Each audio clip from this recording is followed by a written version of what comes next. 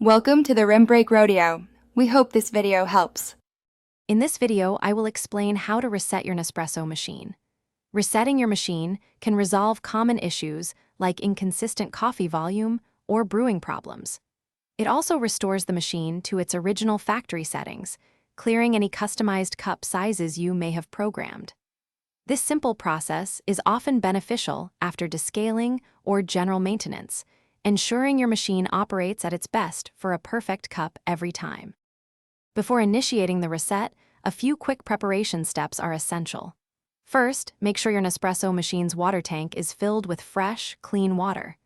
Next, empty both the used capsule container and the drip tray completely.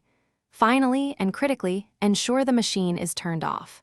This prepares your machine for a smooth and effective reset process. Now, let's perform the reset.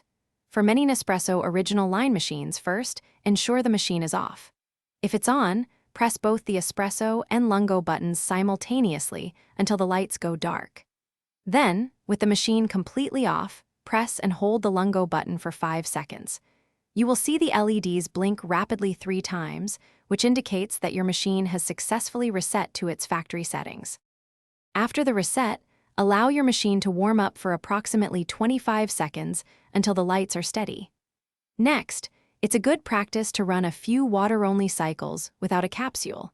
This helps rinse the system thoroughly. Finally, brew a test coffee to confirm that the reset was successful and your Nespresso machine is now operating perfectly with its default settings. Thanks for watching. Consider subscribing if we helped you.